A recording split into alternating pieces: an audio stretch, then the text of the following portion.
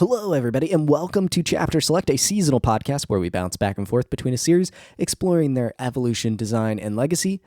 For Season 2, we are back and we are talking about God of War, specifically God of War Ragnarok. My name is Max Roberts, and I am joined, as always, by Logan Moore. Hi, Logan. Time-traveling snakes are real. They are real, but just like we thought. But it does not happen like it does in Norse myth. It wasn't so much Loki and Angrboda coming together. That's not how he time travels. No, but creation smacked of the by a snake. hammer real hard. Yes, but the birth of the snake was not the Norse birth. I don't know about you, Max, but I didn't want to see toddlers making out in this video game. Whoa. I didn't either. I was very curious how they were going to handle that, and they handled it fairly cleverly.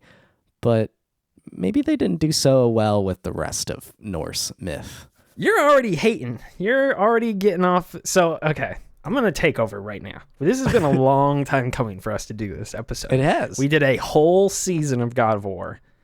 Yeah. We talked about I Ragnarok brought you into the fold. I had only not played Ghost of Sparta and Ascension. Those were the only two I hadn't played. So I'd played everything else. Exactly. You hadn't played the best games. I hadn't played Ghost of Sparta. Is a good game. So yeah, this is obviously, we did season 2 of God of War in 2021. Yep. This episode is being recorded in December 2022. So Ragnarok has been out for a little over a month now. We've played the game. I played the game like 2 months ago almost because I reviewed it.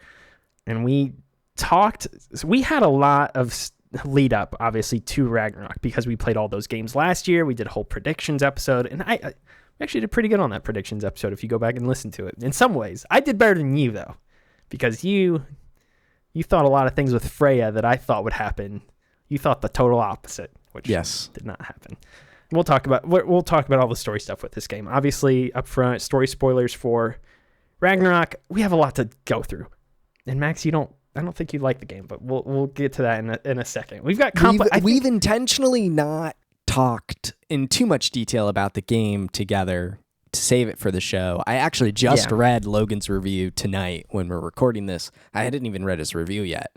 So then you're more familiar with what I said than I am, because I wrote that a month or two ago and I haven't looked at it since then. So. Yeah. So we went from talking about Ragnarok every day to lead up until Logan got his code for review to like not talking about it for 2 months.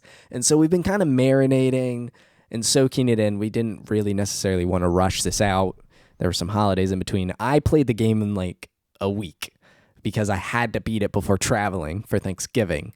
And so, and I assume spoilers as well was something you were conscious of. If I didn't have travel, I probably wouldn't have been as aggressive of a speedy playthrough, but I definitely played it in a condensed period and then haven't touched it since. I actually booted it up tonight waiting for you to do a side quest for Tyr. So that was one of the things I decided to kind of see before recording tonight. So that's kind of where we're at coming into this game in this discussion. All right, let's do the rundown, and then we'll get into more of our feelings, because I think we're going to have a very complex discussion in a lot of ways. We both have strange feelings about this game, which we've made clear to one another, but we haven't gotten into the nitty-gritty of why we feel those ways. God of War Ragnarok came out on November 9th, 2022 for both PS5 and PS4. It was developed once again by Sony Santa Monica Studio. The game director this time around was Eric Williams. Cory Barlog was not in the director's chair for the sequel. The producers on the game were Elizabeth Dom Wong. She was a senior staff producer on... she was a producer on 2018. She was a senior staff producer this time around. The game had a lot of other producers, though, which you've noted here, including Eric Fong, Ariel Angelotti, Jeff Catcham, Kate Marlin, and Trey Fitzgerald, to go along with, there's a whole nother line, with Mike Kelleher, Marty Studivan, and Lee Sparks. The combat designers were Mahir Sheth and Danny Ye, and the composer on the game was once again Bear McCreary. Max, this game was very well received in a time where I don't think people were expecting this game to be as well received as it was. I think that's kind of one of the most interesting things about this game is that it was one of the most highly anticipated games I feel like of the past 5 years, and it met those expectations for both fans and critics. It has a 94 out of 100 on Metacritic, which is the same Metacritic score that God of War 2018 got, which is pretty impressive to say the least. That's for the PS5 version. There are no reviews for the PS4 version, or there's 2, but there's not enough for an average. Really? And you have to get 4 for there to be an average. There's only 2 PS4 reviews. I just looked at it. I didn't even look up the PS4 version. I just assumed everyone reviewed the PS5 version, but that's if you look up, it's a 10 out of 10 on both of them. So, so there you go. Perfect score on perfect 100 out of 100 for 2 reviews on the PS4 version. All right, so where do you want to start here? We've both established that we've got complicated feelings. Oh, actually, let me start because I reviewed the game, so I think it's easier for me to kind of. If you want to know my feelings, my review is out there. I have a full 2,000 plus word review in a video. You can go check that out. If Link you're will listening be in the to show this, notes. I recommend it. It'll be in the show Very notes. Comicbook.com. I put a lot of work into that, so you can go check that out. I will say I gave the game a 4.5 out of 5 on our scale. So I think the game is really, really, really good. I have complex feelings, I guess. I don't have complex feelings about this game as a game, if that makes any sense. As it's in its merits of storytelling, performances, music, combat, graphics, art direction, across the board, I think it is stellar. I think it is one of the best games of the year. I think Santa Monica Studios is one of the best developers in the world. I have nothing bad to say about the game when it comes to those aspects. The stuff that is complex for me is where the game goes in terms of story. And it's not even that I have this is what's weird for me. I don't even have problems with the story that this game tells or where it takes things, because I think it's really good, and I think Kratos has a fantastic character arc in this game, and it's really satisfying. I like how his storyline ends, and I like how Atreus' storyline ends. And you're already making faces and eye movements and things. I'm just thinking. I think for me and you, and this is why I wanted to touch on this up front, you and I hypothesized and theorized about this game so much, drastically more than the average person who played this game. Sure. And I think that warped our perception of what this game would be. And I'm curious if you feel the same way, because I had a lot of expectations and ideas for what I thought this game would be, and a lot of those did not come to pass. And that's not a bad thing, but I just had my expectations subverted by the game we got instead. We talked about this game all the time, every day practically leading up to its release, especially coming off of playing every God of War game the year prior. So we were in the Kratos zone, and we both read Neil Gaiman's Norse mythology book. We were in the weeds, man. And we were super stoked to play this game and see how they would portray the events of Ragnarok. So many pieces were set up in 2018. It's how do we get to Ragnarok, and how do those dominoes fall? But I did go into the game because I really wasn't watching the trailers or reading too much or anything outside of just conversation with friends. You watched one trailer because I nagged you to, basically. Yeah. So I did go into the game fully willing to accept whatever narrative they wanted to tell. And the narrative they tell is good. I just don't think it necessarily works that well in a video game. I'm sure it will make a fine season of TV someday. I don't know if it works. I think my biggest problem is that it doesn't work that well as a Ragnarok story. This is when you invoke Ragnarok in Norse mythology, my brain immediately starts running rampant with big ideas of what's going to happen. And things are going to hit the wall, and it's going to be like, I was in a lot of ways expecting this game to be like 30 hours of chaos. Like, and they can't keep up that pace, and I understand that. But what it really was at the end of the day, and this is why I'm not upset with the game or mad at it, because I think it's my own expectations that let me down. This is very much a sequel to God of War. Like, duh. Like, this is what I would say. The first game felt very small in scope, had a limited characters. A lot of the storytelling was through only a handful of characters and things like that. And they broadened the number of characters that are involved in this game, but they at all times keep Ragnarok character-driven, character-focused, and about smaller, intimate moments rather than the grand Norse world around Kratos and Atreus. They keep it focused on those characters and how they are responding to what's happening around them. And in that sense, I feel like it's a smart move that they went in with this game, and it is very much a sequel to 2018's God of War. So I think I was expecting this to be more like God of War 3 levels of craziness. Sure. Like, that was the expectation I had coming into this. And it's not. And that's fine. But I was expecting a larger scale. And the thing is like, this game still has some of the craziest moments I've ever seen in any video game. Like, does it? I mean, yeah, the Thor opening, that opening boss fight is one of the greatest boss fights, I think, in the history of video games, if I'm being honest. It's awesome. It's so good. Mechanically, yeah, it's good. And they do some really great creative stuff. They go some Hideo Kojima level, just breaking immersions type things. Well, he throws Kratos out in the middle of the lake, and then he has to call his axe. So he's like, the first whole phase of the fight, all he has is his fists, and he's fighting Thor, and he's waiting for his axe to get to him, and then it eventually skyrockets into his hands. Sure, like, it's so cool. That's cool. It's awesome. a great start. And then they never get back to that. Yeah. They never catch up to their initial momentum. They try so hard to fight every expectation of both Ragnarok itself as an event in Norse mythology and their own pedigree as a studio, and their the shadow of their previous games looming over them, with God of War 3 specifically, I think. And just, if we're going to bring it all down, we can't do that. How do we elevate and mature that? And they fight it actively the whole way.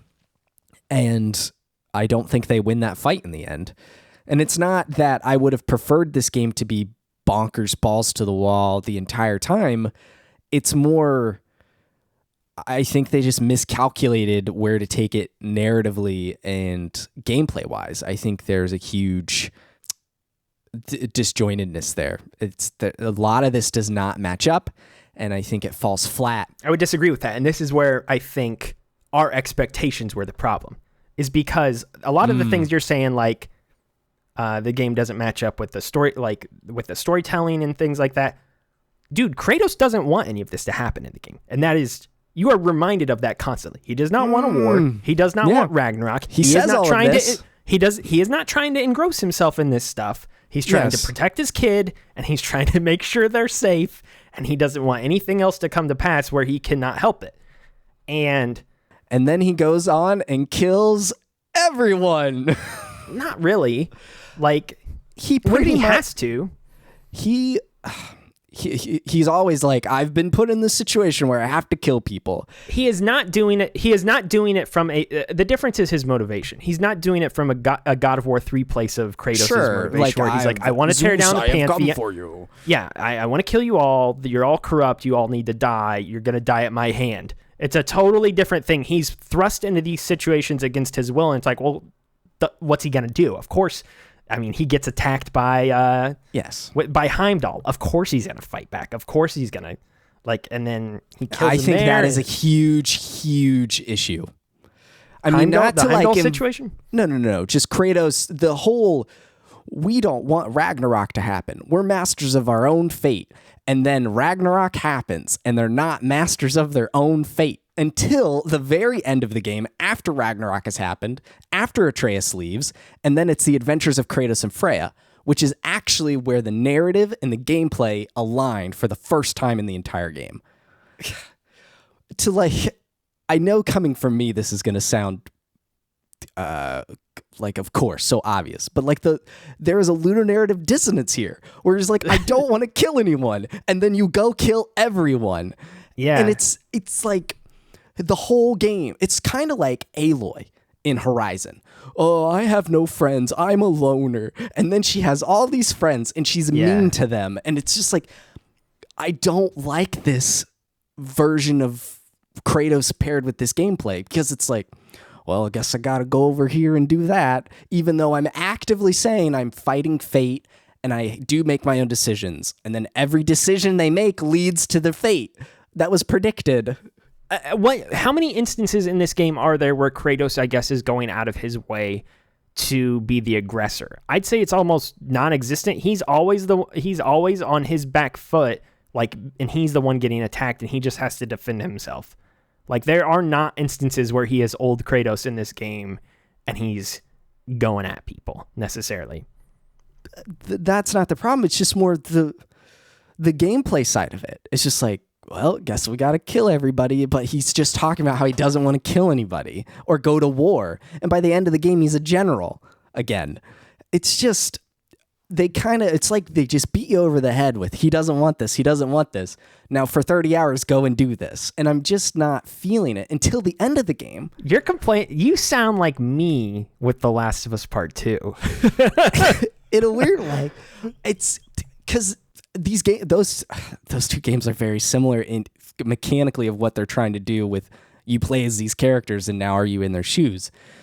The only time it lines up is at the end, where it's him and Freya going off, saving the realm and saving the people and actually being good gods that people look up to. And like Odin said in the speech after you get the spear, a god that people pray to and worship and things like that. Like, Kratos can do good for people. That's when it lines up, because suddenly, well, these bad guys are in this realm and I've got to clear this out to save these people in the realm, or I put this part of the realm back together. Suddenly everything lines up as soon as the conflict is removed from, oh my gosh, how do we avoid fate? It's when Kratos, which he has this good arc of realizing that he can be something different, and that is a good god, which, I mean, arguably he was that in the last game, but he just didn't realize that for himself. He hadn't forgiven himself yet for what he'd done. And this game, I think, is about him.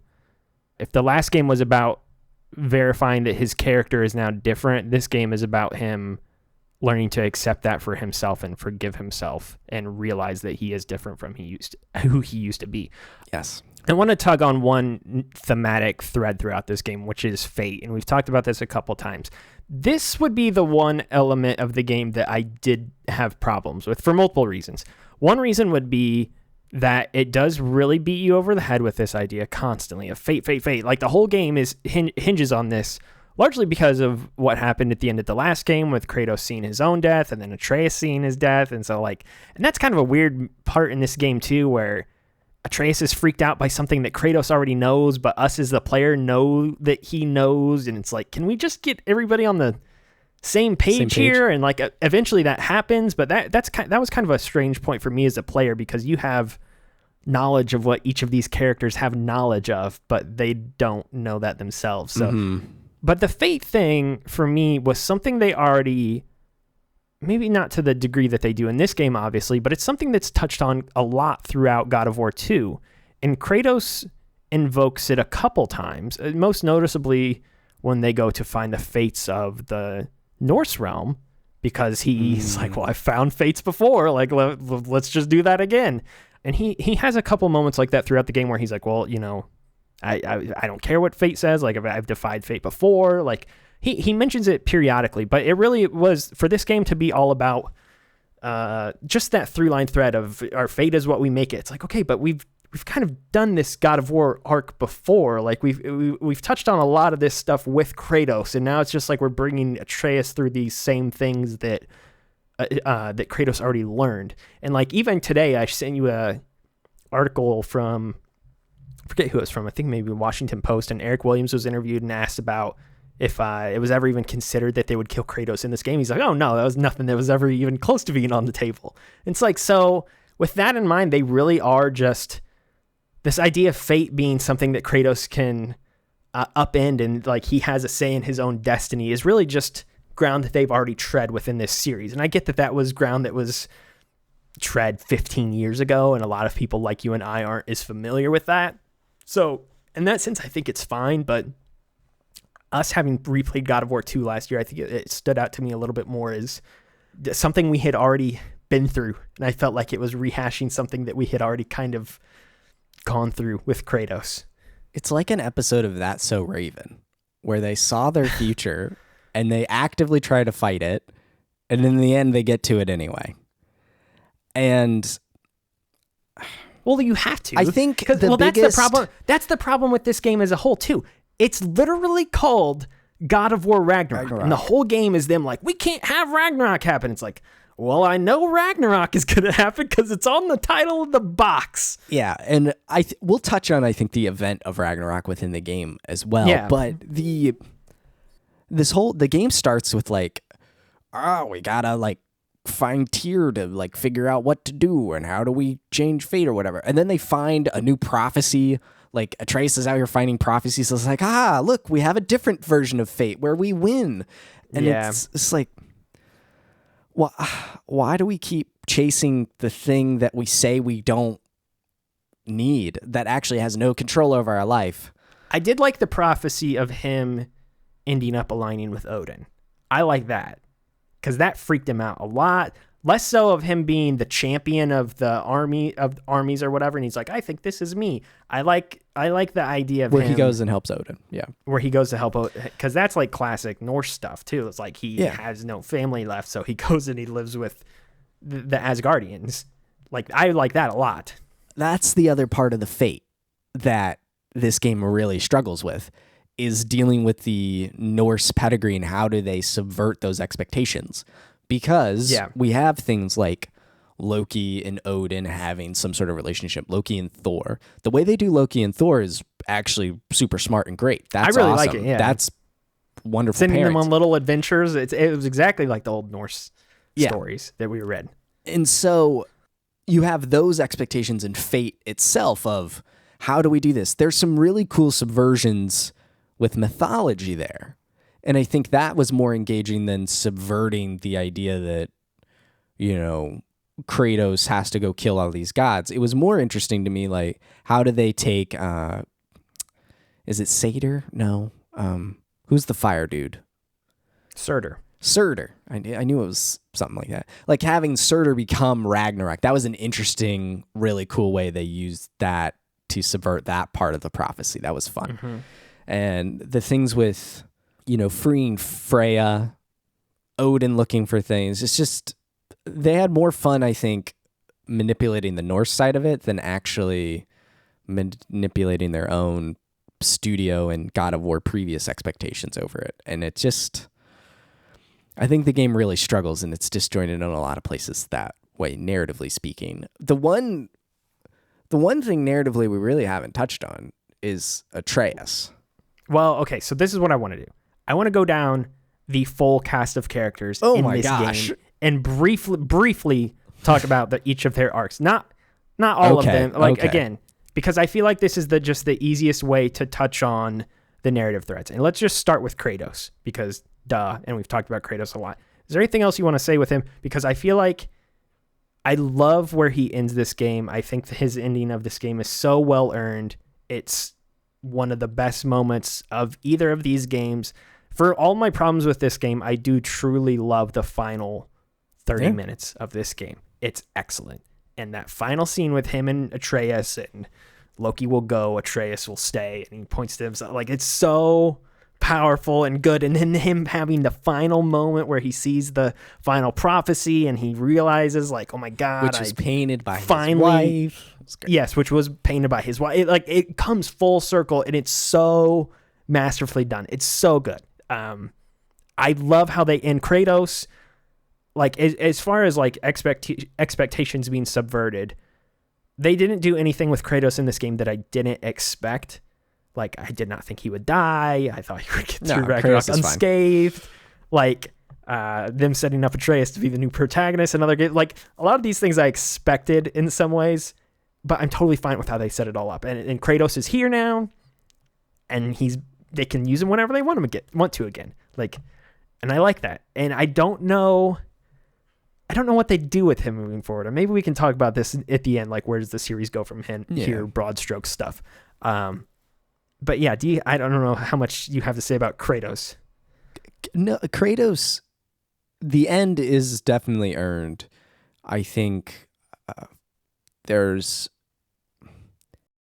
him learning to be a dad to a man, like a young man, instead of the father to a boy, I think is a very good arc for him personally. And those moments do pay off because there are different moments in the story and gameplay where, you know, he tries to do something the way he would have done it in 2018 or even in previous God of War games, and that doesn't necessarily work. And so it's learning to adjust and how to be a better father, a better general, a better friend to learning these how people's to trust lives. his son. Yeah, trust his son, trust intuition. people around him, earn forgiveness, and trust amongst his own peers. That elevates him to the status of general. I think those things do end up paying off personally for Kratos. He's definitely the strongest character in the game, and that makes sense. He's the lead character. He's the main person. So Kratos earned. Good boy, Kratos. Good job. Other scene that stands out, the two best scenes of the game, the end scene, obviously the opening scene with Thor and Odin and all of them is great too. But was like emotional impact moments, when they're in hell after dealing with Fenrir the wolf, and then they're talking there, and they're talking after it's the first time they've come together after Atreus has run off to Asgard. Yes. And he comes back and they finally get a moment to talk. And Kratos is like, basically, like, I'm sorry for what I did. It kind of pushed you out and made you run off. And he's like, don't be sorry, Dad. Just be better. It's like, oh, it's so good. It's so good. It's so perfect. Yeah, it pays off. And even Kratos thinks it's perfect too, because he looks over and he smiles at him. He's like, I taught him that. I know that. I know where you got that from. And that section of gameplay where they do come back together, which does feel really good because you've spent so long with Atreus. Oh my God. That moment is is probably my favorite in the game, where it is, we're going to try it my way, Dad, which is kind of the first half of the game, is we're going to do everything Atreus says. And then when that fails, Kratos is like, now we're going to do it my way. And then when that fails, it's like they come together to come up with the solution. That is my favorite part, honestly, of the whole game, that whole section with Fenrir. And it pays off the beginning of the game too, with the dog death, like having that actually be the way Fenrir is big boy is great. So that whole section has a lot of payoff. Well, it makes the ending that much more impactful too, when you do see them split apart, like to agree to, like Atreus is like, I got to go. I got to do my own thing now. Cause it's like, oh, we've just had this resolution and you guys have come back together and you know how to work together now better than you ever have before. And so it's like, it does feel painful to like see Atreus go away, even though he'll get his own game where he's turning into a wolf boy running around everywhere. Let's talk about Atreus a little more obviously. And I want to let's talk about him on a gameplay front too, in addition to his arc. There's so much to touch on here. First thing I'll say is Sonny Suljic does a great job in this game. I think his performance is way better in this game than even the last one. He's really come into his own as an actor. Do you disagree? I didn't like it really. I didn't think it was better. I thought he did really, really good. I was like, I have a lot of beef with Atreus in this game, actually. Well, I want to ask this. This is kind of the thing that I think, he's headstrong. He's a teenager. Like, I think a lot of his motivations and his headstrongness in this game makes sense. The one thing that I think I struggled with the most is them justifying the reason or their decision to make him Loki, because when that was revealed at the end of the last game, that brought a lot with it, and you immediately have a lot of ideas in your head of what this means, what this will look like, and I think they'll still explore what that looks like for him in future games, which he'll clearly be in. But I did not get I was waiting in this game for there to be a God of mischief moment with him. And that really never comes to pass in any sort of way. Like, I kept thinking about this. Like, okay, if he's Loki, Loki's the god of mischief. Loki's gonna screw things up. Loki's a liar. Loki's playing all sides. His only real connection to Loki is he turns into Animal Boy, and that's about it in a lot of ways. And then some of the other things we talked about, like him going on adventures with Thor and being tied to the Asgardians, but even the way they tie him to the Asgardians is kind of in a weird roundabout way where Odin's trying to use him for his own gain. So it's like, and it's different, but I wanted some of those classic core character elements of Loki to be more present in Atreus, and that never really happened. So by the end of the game, I was like, okay, well, why did they make him Loki within this Norse realm? I don't know. I don't know if they really justified it within this game, that decision at the end of the first game. I think it's just for cool effect. Atreus is so, I think, one note.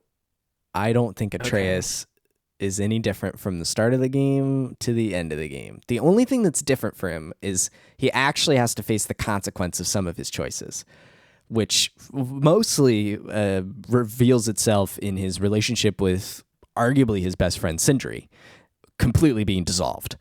But Atreus, beyond that, I don't think Atreus really changes all that much, grows all that much. He kind of gets off every mistake he makes, except for the Sindri stuff. He has a little girlfriend by the end. He gets to go off and find and save the giants. He was buddies with Thor for a little bit. He is really no consequence for his relationship with Odin or sneaking off and doing any of that stuff. There was no confrontation with Heimdall for him. His dad ended up dealing with that. Atreus just makes his own decisions from the very beginning of the game and just gets the happy ending minus one friend. Two friends, I guess, for Brok. I will say Atreus plays a key role in sort of mending the relationship between Freya and Kratos and Freya and himself. Like him sneaking off to go speak to her. Not that ends well in the moment. Like she separates the two of them and he has to end up going back to Brok and Sindri's house afterwards, but he kind of sets into motion. Sure, sets it into motion. Sure, I'll give him that. Sets into motion them becoming peaceful with Freya once again, which obviously becomes hugely important because she's even more pivotal in this game than she was in the first game. Mm-hmm. So so you've got all that, plus his just boyish tendencies of just bull rushing into things, which I suppose young men do.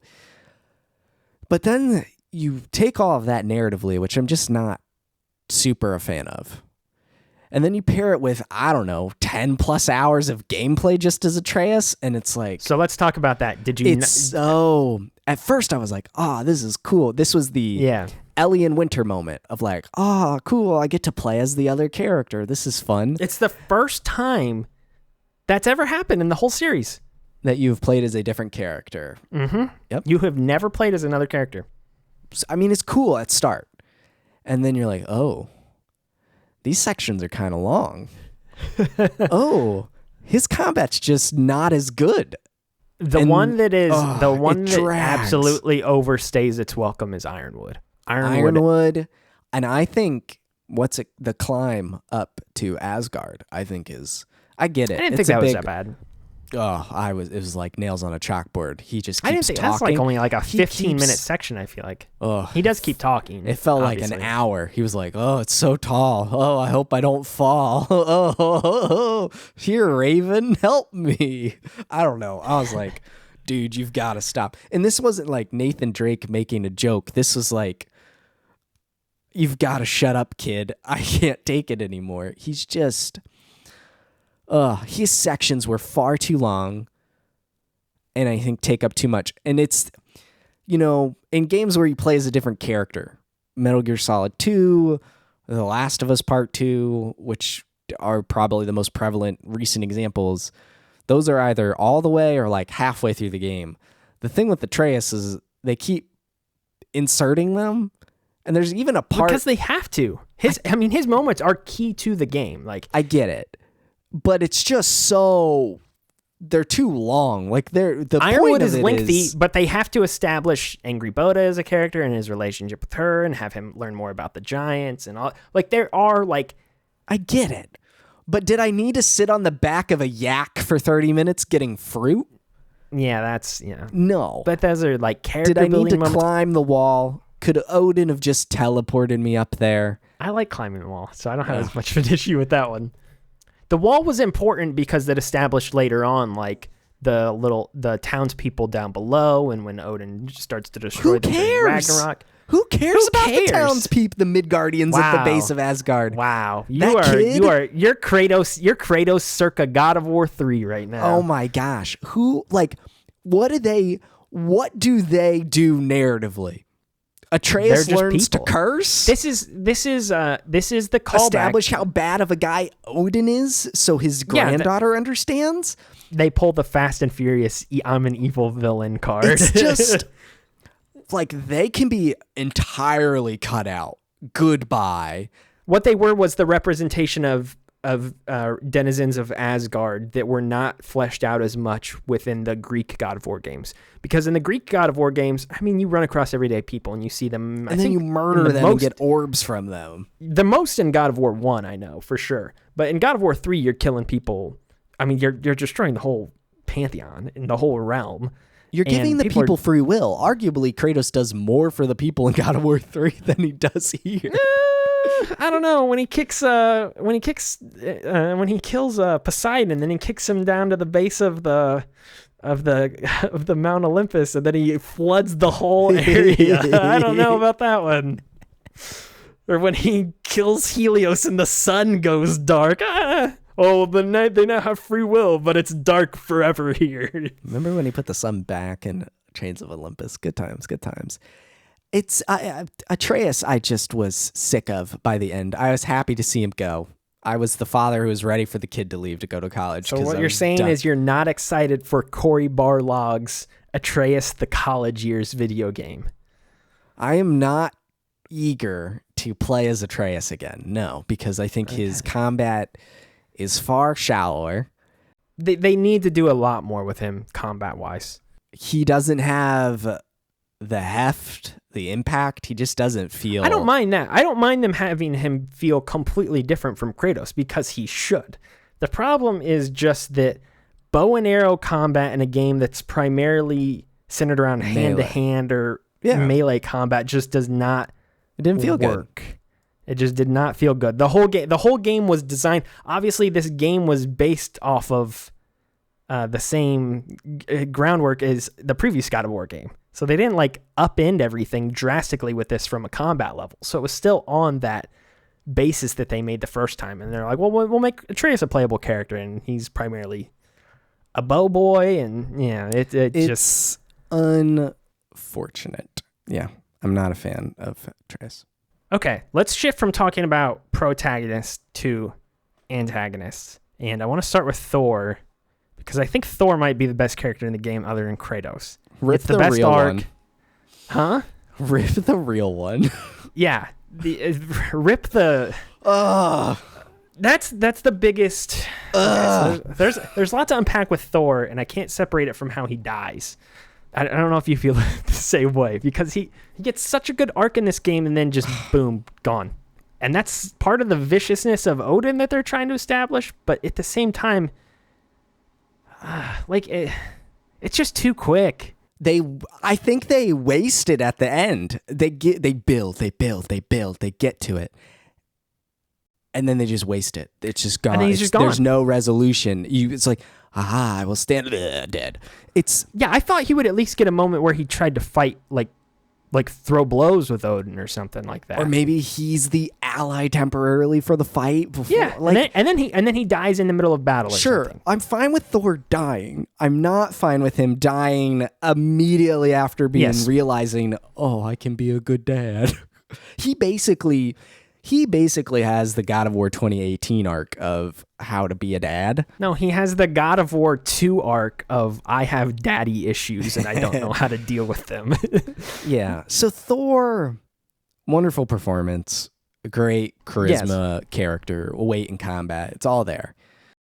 both of his boss fights among the best in the game, if not the best in the game. First one's the best in the game, for sure. The second one, I'm cool. Second one's a little rehash, but everything they're saying...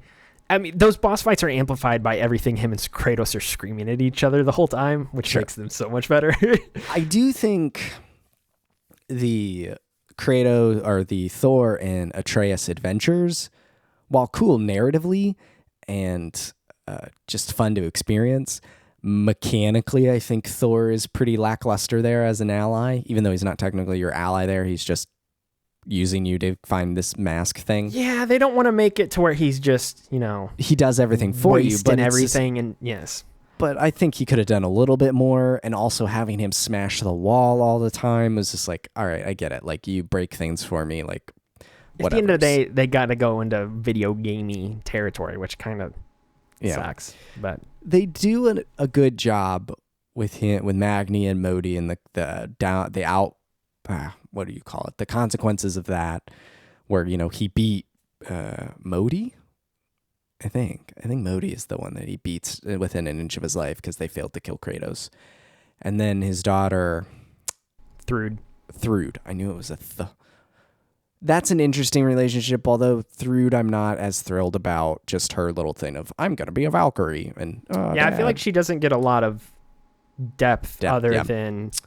I want to be a Valkyrie. I want to prove to my mom and dad I can fight. I think Thrud is more interesting as a character based on how Thor and Sif view her rather than her herself, if that makes any sense. Because it's more the people around Thrud than Thrud herself. Yeah, because Thrud to them represents another opportunity to not, second chance, an opportunity not to fail. Weird. Like Atreus is a second chance for Kratos. Whoa.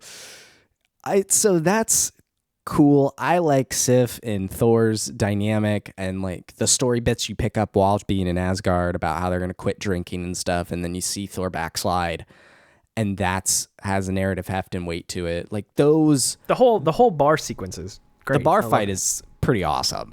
So, all in all, Thor is cool, but I feel like he's underused.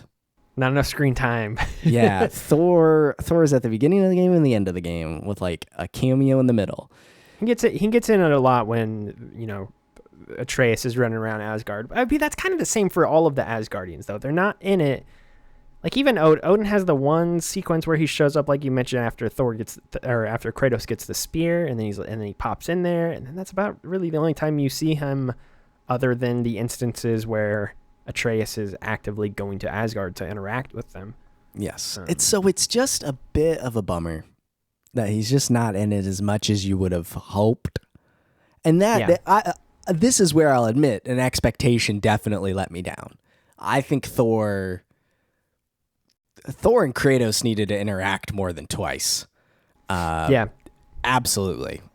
Well, the whole reason that first scene is so good in the game is not even because, I mean, the writing's great and the performances are great, but it's just the tension around all of them being in the same room. The reason that sequence is good is because that's the only real time they're all together the entire game until the very end. And the whole game, there's a huge visual reminder of your fight with him at the start with the frozen lightning bolt.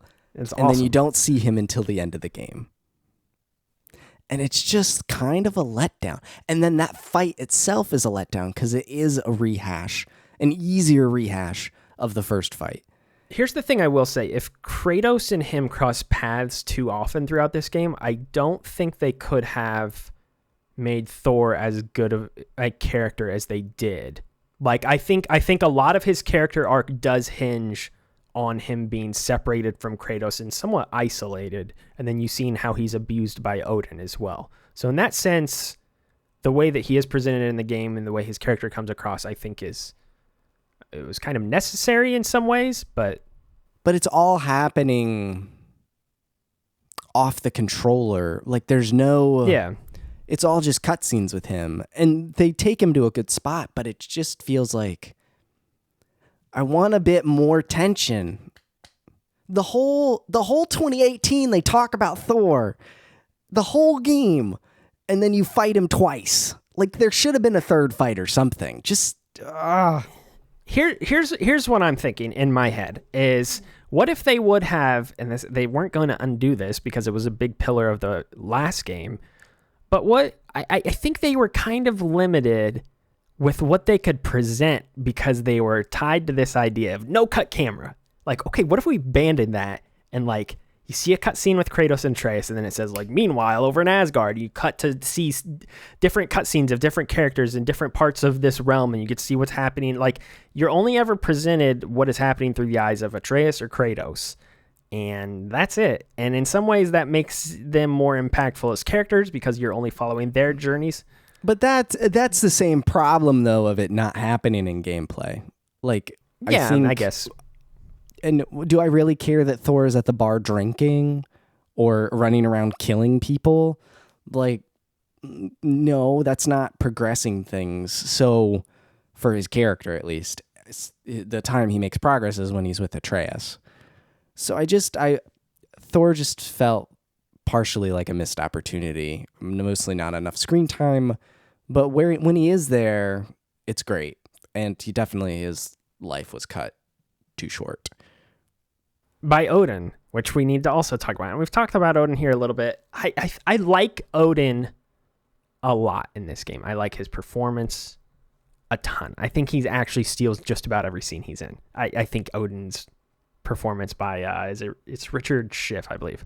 Yes. I think he steals virtually every scene he's in this game. I don't like Odin's motivation, which is just, I need this mask. I need this MacGuffin item. Please go get this mask. It's like, well, what does this mask do? I don't know. I just want it. Knowledge of everything to control my fate. He thinks that's what it does. He doesn't even really know. He's just like, there's this tear.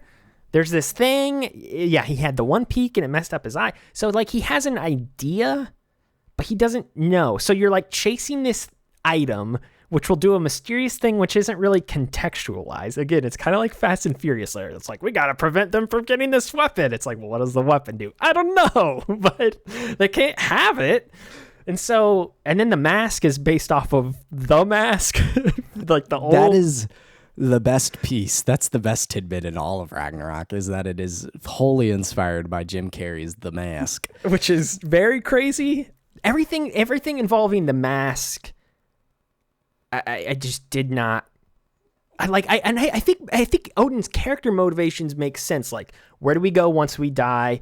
What happens to us? Like, there has to be something beyond. Like, he's plateaued within the Asgardian pantheon, and he's concerned about what's after, and he's not concerned with the same things that everybody else is concerned about. And so, like, as a character, I think it makes sense for him, but it's just too tied to this boring MacGuffin, which is the mask and his obsession with that. And that was my main issue with Odin. Everything else with Odin, I think, is he's so cunning. You really do. Like, I don't know about you, but when you were doing the Asgardian sections of this game as Atreus, was it starting to go through your head like, is Odin really bad? No, like, not a chance. It was for me. Like has he been properly conveyed to us? Has Mimir been lying? Like, what if Freya's all? And at the end of the day, I knew, like, no, that can't be true. But like, he's a convincing liar in this game, I will say. He is the one character that is most bound by Norse mythology here and expectation. There's no chance for him necessarily to break outside of, I am Odin, I seek all knowledge, I will hurt and manipulate anyone to get said knowledge, and that's all I care about. Like, in Norse myth, everything Odin does, from hanging himself to the eye thing to like transforming, all is about seeking knowledge about how to prevent his death or ascend beyond that in the case of this game. So that's the one thing that they don't really break. Now, they put their own flair on it with Richard and the performance and then this mask concept and things like that. and the combat and things, but he's the most bound by it. And I think it doesn't leave a lot of opportunity for his character to have like a gripping arc. I kind of fairly early in the game knew what Atreus and Kratos were going to do with Odin at the end of the game. I did not call Sindri becoming a cracked villain and totally smashing him, which is fantastic and totally shocking. We need to talk about them in a little bit. We'll get to them, but I knew at the end of the game, I knew fairly early, because all of this talk of we control our fate and we don't want to kill all the gods. It's like, all right, they're going to make the choice to spare Odin. So I knew they were going to come up with a way to spare him, but also contain him. It's actually, I know you haven't seen the show, but it's very reminiscent of Avatar: The Last Airbender and the solution that they come up with in that show to deal with the main antagonist. And so I was like, okay, cool. I guess that was also part of the thing, was I knew that was where they were going to go. So I was already bound by the fate of their decision. Well, a lot of things in this game, like we talked earlier about the whole Fenrir sequence. It's like, oh no, I forget what the wolf's name is. Gray something, or something. There's a G. Yeah. It's on the tip of my tongue. Maybe I'll think of it. Grom or Graham, I don't know, something like that. Anyway, like that whole section too, it's like, oh, well, I know what's going to happen here. They're going to put the soul of Fenrir, like as soon as Fenrir died, Garm, that's it, thank you. Yeah, as soon as Garm shows up and they're like, oh no, we don't know how to kill this thing. It's like, well, I mean, even before that, it was like, as soon as Fenrir died at the beginning, you see the soul flight float out. It's like, well, that will be relevant later. And then you meet a giant wolf. Kratos is the only one that sees it? Yeah. And then you meet a giant wolf and you're like, well, I think I know how this will be relevant once again. So big boy. There was a lot of things that were obvious in this game, not only because of just how the story was being told and you could easily guess what was going to happen, but then there is the weight of, like, you and I read a lot of Norse myths, and it's like, okay, well, this is things that have to happen here. Like even when I was talking to you as you were playing the game, you're like, I think I'm ready for Ragnarok. I'm like, well, what things have you not done yet that are key to Ragnarok? You're like, I haven't seen Surtur yet. And I'm like, you have to do that. Yeah. like there are things that need to happen in this game in order for Ragnarok to come to pass and for this story to be told. And I mean, Odin's death and whatever containing him, like you said, is not one of those things necessarily, but there is a lot of stuff in this game that's like, well, it just has to happen, I guess, if they're telling the Ragnarok story. So, but that is actually the other part of Odin's character that I figured out not fairly early, but not super close necessarily to the incident itself, but the great twist, which is that he is Tyr the entire time. And don't worry, Tyr's alive somewhere, though. Oh my gosh, we'll talk about. Oh my god, but the idea was we haven't seen Odin transform yet, and that's a pillar of his character, is that he travels the pillar world. Is him having ravens. Yes, so he transforms and takes on the appearance of other people. And when you go through the cast of characters, you're like, well, it doesn't leave a lot of options for who he would actually be. Actually, there's only one option, which is Tyr, which was the outset of the game, which was planted firmly in Atreus' head by Odin. And so it didn't... Yeah. I was like, oh, okay. So when that twist happens, the reveal, I wasn't surprised. I was... As Brok dies. Well, yeah, Brok dying was more shocking than the fact that Tyr was Odin. Well, somebody had to die, and it wasn't going to be Kratos. Yeah. And it wasn't going to be Atreus, so... So that was definitely a situation where burying ourselves in Norse mythology bit us a little bit for shock and surprise. It's like, oh, let's actually, when we were talking about it now, let's talk about Brok's death, because I think that is my biggest problem with it, is that Ragnarok has to happen. So of course the stakes have to be raised. So it's like, well, people have to die, but they kill off the most expendable characters on the cast. Brok dies. I don't want to, and that's not me selling Brok short. I think they do it, Brok and Sindri, they give so much characterization in this game, like threefold compared to the last game, honestly. They do a lot with them. Yeah. So they are firmly in the spotlight throughout this game. And Brok, specifically, the whole section with the mermaid and stuff and getting the spear made, they do a great job with his character arc in this game. So him dying is not something that's like, I don't want to say I don't care about, but he is, compared to the likes of, Freya or Kratos or Atreus or like the core main, even Mimir, I feel like there are some people that you just feel like we're never on the table to die because like, well, we can't kill Kratos, he's the main protagonist. Well, we can't kill Atreus because he has to get his own spin-off games. Well, we can't kill Freya because she has to take over as the sidekick for Atreus once we write him out. Well, we can't kill Mimir, he contextualizes the whole world that you're in. It's like, it just felt like no one was ever really on the table to die of like the core 4 or 5 characters because they were too integral. And so they're like, well, who's a little expendable? Brok. Freyr. I guess we'll kill him too. We haven't talked about him. We'll just invent another dwarf so they can make your armor and stuff. Yes. Yeah, exactly. So I think that's the only thing that sucks about Brok's death is that it just felt like, yeah, okay, sad he died. Okay. But I don't know. He is the most expendable person in the cast that they could have killed for shock value, I guess. Yes. I'll say this, though. It is a payoff, I think, that comes to pass that they set up well before 2018 came out with, they had a little podcast series telling different Norse stories, and one of them was about a dwarf brothers. One of them died, and one brother went into the Well of Souls and found only 3 of the 4 parts, and that's why this one brother is blue. And so if you listen to that before 2018, you realize that that's Brok and Sindri, and that's really cool. And then that specific interaction of not getting all of the soul pieces back is integral to their little plot and Fenrir and other stuff. And so that actually is a pretty nice long payoff that I think works. And they really give Brok like a killer moment. What's fascinating about that is when we found out about this later, again, we're doing this a month or so after the games come out. So a lot of information from Santa Monica Studio has come out. That was the one aspect of the game. One of 3 things that Cory Barlog demanded had to happen in this game was that Brok has to die.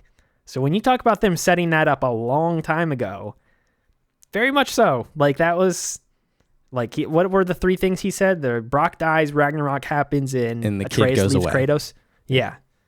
So like that's Brok being the one to die, though. It's a little surprising, but again, like you said, they set that up, that story in motion, long time ago. It would have been 4 or 5 years ago. So makes sense. While we're talking about the dwarf brothers, let's talk about Sindri as well. Dude gets cracked. Yeah, he does. What a performance. Honestly, like he should have been nominated at the Game Awards because his transformation is incredible and scary. Very frightening. The character model, his eyes. Yeah. I don't believe you've done it yet, but there's a funeral scene for Brok. That's kind of the game's like true ending little side quest, kind of like they did before. Obviously, Sindri shows up there. Man, what a performance. He's the Die Hardman of this game. It is. It's so good. And him showing up during Ragnarok, both to break the wall and when he shows up alone out of the Svartalheim gate, it's like, no more dwarves are dying for this. It's like, oh my gosh, what a... I mean, I'm getting chills just talking about it. And then when he teleports out of nowhere and just smashes Odin's little orb, I'm like, dang, man, he's brutal. I think the thing that's most shocking with him, too, one of the moments we're not talking about, is when, after Brok does die, you have that section where Kratos and Atreus go to try to track him down. And I don't know about you, but for me, I'm like, okay, so they're going to, talk him down. They're going to get him back on their side. They're going to get him back to come back to the house and get him on board. And okay, we'll avenge Brok now. And no, he's like, get away from me. I don't want to deal with you guys. Like, and eventually he agrees to help, but it's not but it's because he knows it's for the larger good of the Norse realm, and not because he's trying to help Kratos or Atreus. He has nothing that he wants to do with him anymore. And it's rough. It is rough. And they do it's another thing that's earned, because early in the game when you're playing as Atreus for the first time or two, Sindri is your partner. And it's established that the two of them have built a really solid friendship in the intervening years. And it's just, they really elevate Sindri and Atreus' relationship. And so that is the one consequence Atreus has, which is Atreus' decision led to the death of Brok, and Sindri will never forgive him for that. And it's one of the most earned arcs, and it's nuts. And I loved it. Let's touch on Freya. Before we do, I want to touch on Mimir briefly, because I don't think there's a lot to say other than just, I love Mimir. I think he's maybe my favorite character in this entire game. Mimir's the best. He's the best by far. And I think they give him so many great moments in this game in ways that you wouldn't expect. I think of his whole side quest where it deals with him chaining up the whale-like thing in the Dwarven realm, Svartalfheim, I think. Yeah. Like, that's a great quest for him that fleshes him out, and he kind of finds... I think Kratos finds that him and Mimir are more alike than he previously thought, which makes them closer together. And just the constant relationship between Kratos and Mimir, like, they have a total bromance throughout this whole game, Kratos and Mimir. And it's a lot of it's unspoken on Kratos' behalf. But when you read some of one of my favorite notes in the whole game, and we talked about this when you first started playing it, but all of the journal entries in the game are written from the perspective of the character that you're playing as in that given moment. So, like, if you're playing as Atreus, all the journal entries are written from, like, Atreus wrote them, and same with Kratos when you're playing as him. And one of the entry for Mimir from Kratos' perspective says something like, he calls me brother, and he is one of the only true people that I would call brother. He's one of the only people that I would recognize as a brother, or something like that. It's like, oh, Kratos loves Mimir, dude. Like, they're real tight in this game, and I love that. And I just think they have great rapport with one another. And I just like everything that Mimir does, and the role that he serves in this game. I know he is very much just like a traveling encyclopedia. He's a talking head. Yeah, he is. He's a talking encyclopedia that doles out knowledge of the Norse realm. But he's so good, and I forget who plays him, but his performance is fantastic. I mean, all the performances across the board, like I said earlier, are Alistair Duncan. Yes, Alistair Duncan. I just wanted to say that I love Mimir, and I don't know if you have anything else you want to add about him. Well, apparently he's the voice of Alfred in quite a few Batman animated films. That's why interesting. I love him. Huh. Now I'm down this rabbit hole. Mimir's great. I just, I could listen to him talk all the time. He is what he is. Like, he doesn't do anything drastically new or different in this game, but I still, he's one of my favorites. Freya is the last character I think unless we want to talk about Tyr a little more in a second, but Freya is the last character that I think is really kind of important to discuss here briefly, because she... The queen. Yeah, the Queen of the Valkyries is back, and she's... How did you feel about her resolution with Kratos and Atreus? Freya is the best.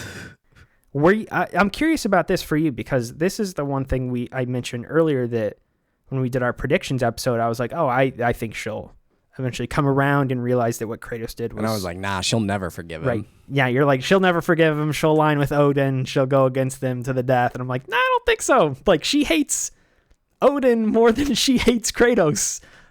So she'll find a common... The enemy of my enemy is my friend, or whatever. So she'll align with Kratos for those reasons. And that's kind of exactly what happens, and their relationship develops from that point. Obviously, the point that by the end of the game, they are on very good terms and are friends, essentially, again, despite what They're Kratos... like partners, not in the romantic sense, but like true allies and partners in their quest to save the realm. Freya's arc is awesome. I love it. From the very opening of the game to the middle when you're in Alfheim and you're freeing her from Odin's grasp. What a great a great gameplay section and just segment of questing together and then fighting the Needhog thing and freeing the roots from the tree. And then you do the side quest for her and the stuff from their wedding day and those ornaments. Truly some of the best stuff. I texted you during that part of the game and was like, more adventures of Kratos and Freya, please. Mm-hmm. And guess what? The post game is the adventures of Kratos and Freya. Yeah. That is where I think truly the narrative and the gameplay align and things are, it's back to that 2018 lineup of just everything is going together and pushing toward the same direction. So the Freya Kratos combo of just being allies and her story there and her resolution, you know, to the point of giving up being in charge of generals, her redeeming or meeting with the Valkyries, saving the people of her realm and of the Aesir and the Vanir. All good stuff. Freya, yes, more please. I think the thing I like the most about Freya, and this is maybe this is selling her as a character short, but I like how she plays off of Kratos as well. Because Kratos, out of all characters in the game, other than maybe Mimir, Freya's the only person that Kratos feels like he can be vulnerable with to a degree and to be open with. Like that whole section in what is the realm that they're on? The one with the wolves. Yeah, the whole section in Vanaheim where he's basically just opening up to her and be like, I had a brother, I had a former wife and a daughter, and I killed it. Like, he tells her everything, and he's never told anybody these things. And I mean, he hasn't even told Atreus this stuff. He may have told Mimir. He may have told Mimir, yeah. That's what I said. Atreus definitely doesn't know that he has a dead sister. Yes, yeah, exactly. And so, like, he tells her these things because he sees himself in her in a lot of ways, and he feels like they've been on similar paths. Kratos sees himself in a lot of people in this game, Thor too, but he empathizes with where Freya's at in the moment, and he knows where she's at. He knows exactly where she's at, and because that's the whole point. She's like, you can never know what it's like to lose a child. He's like, oh yes, I could, and it's worse than what you're dealing with. And she's like, what? So like I love how they play off of one another, and I think that's what makes her stronger as a character and Kratos stronger as a character is that relationship and how it ties the two of them together, and how, like you said, by the end of the game, it does feel very earned when they're partners and when they are going to be the new Asgard, the new Norse duo that's running around and rebuilding the realm together. Yeah, it's earned. It's great. She has a wonderful arc in both games, and it's total payoff. And I'm so glad that she is the sidekick by the end of it, and it's fun, man. It's exactly what I wanted from the midpoint of the game. That's kind of what I was hoping we would get at some point, and I'm glad that it's basically the post game. It's honestly save as many side quests for the end as possible, because then you can just hear dialogue between Freya and Kratos the entire time instead of wow, you're a Atreus hater. Kind of am. You're very much an Atreus hater. I'm a big Atreus hater in Ragnarok. I love it's a good thing you had daughters. Or a daughter, I should say. A daughter, one daughter. Another one on the way. We got an announcement to make on this podcast tonight. No. To go along with Freya, though, we've kind of done the rundown of all the characters. Maybe we'll touch on Tyr's the only other one I want to maybe flesh out a little bit more and talk about. Before we do that, though, I think all of the Vanaheim allies are so meh. Yeah. Like, the cool one is the dude who jumps off and like takes two dragon things down with him. That guy rules. Yeah. Did you do the quest for him? I think so. Because he's alive. Oh, I did not do it then. He survives and you save him. Okay, then that's pretty sick. Actually, it's the pig one. Follow the pig and she leads you to where he is. Okay. And it opens up. Vanaheim has a whole open area. Like a whole, I'm talking a lot. Yeah, I haven't gone back to Vanaheim yet. Okay. Yeah, so follow the pig and you will, because he's alive and it's a great quest. And it's so funny when you get to him. It's great. No, that guy's cool. Freyr, is just kind of Freyr's whatever. there. Yeah, I don't know. I like the dark elf and light elf. They're just the proof that those two species can live together. I like that too. I like that as a conceptual thing more than I think I like them as characters. Oh, I can tell you their names. Yeah, it's just like, oh, cool. Okay, so we do see that the elves can coexist. Yeah. Freyr is the big one that is pushed this front and center, but I feel like he does nothing in the game other than to... Freyr only exists to die and to bring about resolutions for Freya's own character arcs that she goes through in this game, and that's about it. I'm fine with them using him. Everything else you're told about Freyr is just, Mimir stories and things like that. Oh, I also love that the sword is his. The talking sword is his. Oh, That's yeah. fun. That's like a fun little, Ingrid. Yeah. That was good. Is his. And then other than that, there's the pig man, which is a cool callback. I told you that. That's one of the funniest things. Oh, yes, the pig man. I told you this before I played the game. And that was the funniest thing is, like, obviously I was not spoiling the game for you because I had played it before you. But the one thing I did say is the most important character in the game is the pig from the last God of War game. And you're like, wow, I can't wait to see that. And then when you finally got to that point where he shows up, you're like, oh my God, he is in this game. That was very fun. That was a good got him moment type thing. Like, he totally tricked me with that. Tyr is the final character, and I know this is the one you have a big old rant plan for or something. I don't want to rant. Maybe we can keep it condensed. It's not a big rant. This is one of those things where I don't, and I understand the whole point of it was that you were supposed to be surprised by Odin, but I don't like how all of the marketing in this game centered around Tyr. It's the same way I don't like how PlayStation marketed The Last of Us 2, and they put fake Joel clips in parts of the game that he's not even in. They're like, oh yeah, here he is in Seattle. It's like, what? No, you play a game. It's like, well, he's dead. Spoilers for Last of Us 2. Gosh.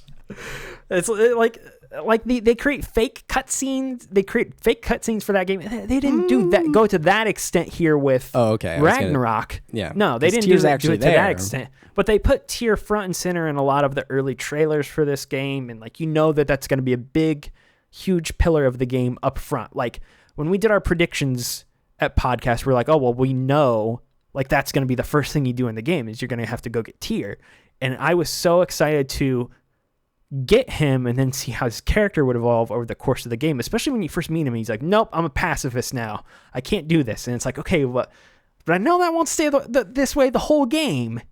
What and it does, but it only does that because he's Odin, which again makes sense. But you put the carrot there and you dangle it in front of me, and I thought there was going to be a cool character arc for Tyr over the course of 15 to 20 hours, and there wasn't. And then it's just this twist of, oh, I was never Tyr, and then they come back around later, oh, but the real Tyr is alive. It's like, oh my God, well, I can't. There's nothing. What is there to explore with him now? Like, and there is nothing to really explore. He's just in a kind of a couple scenes that you can come across. And so it was. I felt like we were so robbed of having another great character in this game that would have, because okay, I know you have so many of the same problems as me that I'm expressing here, but if they would have done the thing we were expecting, where Tyr is in the game and he comes out at first and he's like, no, I'm a pacifist, I'm not leading the armies into Ragnarok, blah, blah, blah, blah, blah. And then over the course of 15 to 20 hours, he does get to that point where he's like, nope, I realize I have to take up arms against Odin and Asgard, and we march. Like, would you not have been like, yeah, let's go? Like, it would have been great. It would have been awesome. Yeah. Would it have not? It would have been great. It would have been cool. So good. Especially because he is like one of the biggest characters in the previous game, but you never see him. So when you finally see him, you have all of these ideas and like, oh my God, this is Tyr. I've heard so much about him. It is just, he's not that guy, because he's literally not that guy. But that's what sucks, is like you wanted to meet the guy you've heard so much about. Again, it just felt like total bait. And it was almost like an Iron Man 3 situation where all the marketing, the Mandarin's in this, the Mandarin, and I know you love that movie. I was going to say, Iron Man 3 is actually a good movie. But I guess that's similar to how I felt, is where it's like everything that was presented and Like when you say Tyr is going to be in this game, Tyr was such a big part of the previous game. Like, again, you never met him, but he was invoked constantly. We knew so much about him from that game. Yeah. And so I've had a problem with Tyr from before this game came out, because in God of War 2018, it is implied that Tyr is dead the entire time. And then the very first bit of marketing for this game is Tyr's actually alive and we're going to go find him. I'm like, there was that's no an easy thing evidence. That's an easy thing to... I will say it's an easy thing for them to hand wave, because even Mimir says, like, well, who's the person who said Tyr's dead? Odin. Well, what do we know about Odin? He's a big liar. I get it. So it's like okay. After 25, 30 hours of Tyr is dead, and the first thing is, psych, Tyr's alive. We're going to go find him, and then we're going to take on Ragnarok. It's like, okay, whatever. And then for him to just flatline the entire game as a pacifist soup maker, I'm like, well, what a waste of like a comeback. And then the realization, oh, this is Odin, robs it even again. It's like, Tyr is dead. And then you find out after you beat the game, nah, Tyr's alive. He was in this prison in Niflheim.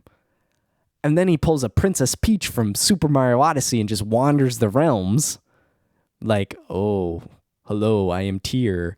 By that point, I don't even care that he's alive. Exactly. You know, it's like because, like I said, like, we want to get to know that version of him, but he's not going to be in any of the cutscenes. He's not going to be like, he'll just have little moments where he's like, hello, blah blah blah blah blah, goodbye. And that's like it.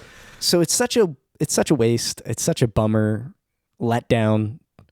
It stings. They could have done something else with Odin, I think, as if they wanted to make his transformative powers be in the game in some capacity. They still could have done that. I just don't think as Tyr, making it Tyr.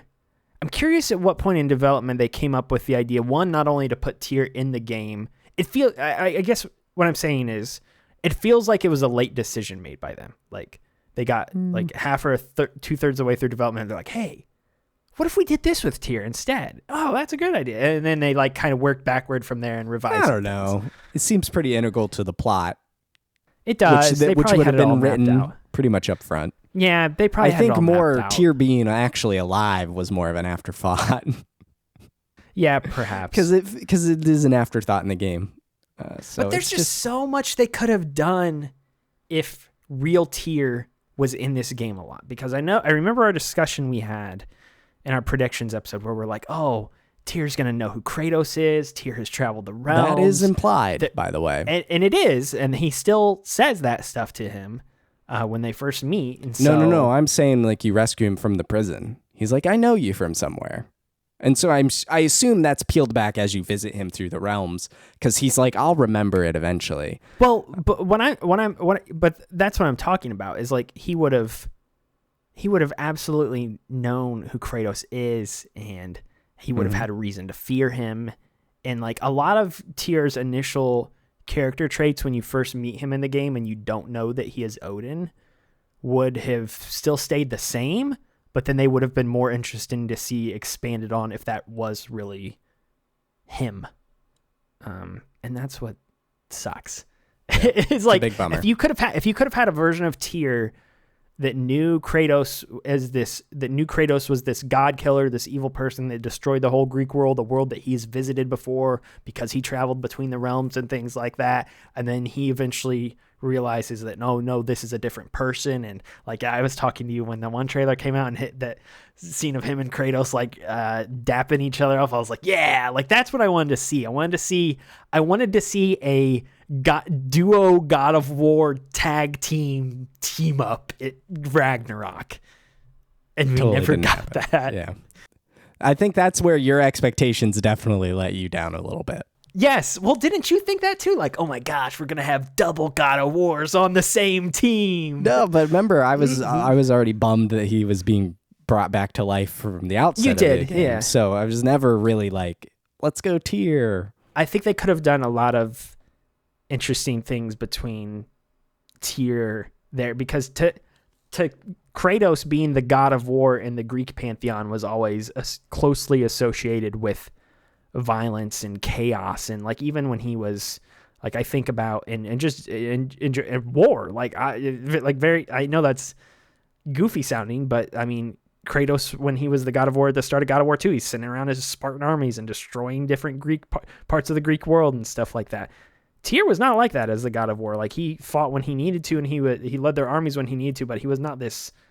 They both had very different duties, and they both carried out their duties as the god of war completely differently from one another. And it would have been interesting to see them kind of their ideologies. And one is a former ideology for Kratos, but I don't know, just a lot of lost opportunities there, I think, between them. Ragnarok. We need to talk about Ragnarok as an event. It felt rushed, yeah. What a rushed letdown of an entire segment. Just an absolute... You might as well have not done it, because the whole game you talked about not wanting to do it anyway, and it felt like you're like, well, I guess we got to do it. And it felt by the numbers, like kind of the things like, what are the things we need to do in order for Ragnarok to happen? Well, we got to activate Surtur. We got to blow the horn. There's a snake that's got to fight a man with a hammer. It's just like, did we do it? Check. Did we do it? Check. Did we do it? Check. Like, but then they don't do certain things. Like I was shocked. Like, where's Fenrir? Fenrir's a huge part of Ragnarok. Why isn't he attacking Odin? Like, oh, guess what? I'm Angry Boda and I ride a wolf around. Like, it was cool. The coolest part of Ragnarok was actually activating Surtur and then fighting two Valkyries at once. Like that was the coolest part. I think the fight with Thor was I think the fight with Odin was also pretty I thought it was pretty good. It was easy. That was pretty good. Pretty basic, not too different from Thor. Didn't have a dodge the AoEs. With nowhere close to the same level of like holy crap moments with the Baldur fight though, because that Baldur fight had like 3 or 4 different phases. Yeah. Start up on one level, you're falling through the sky. Atreus is shooting arrows at him in the middle of the sky. There's a giant coming to life that's being reanimated, and it was just like there's a lot more going on at the end of the last game.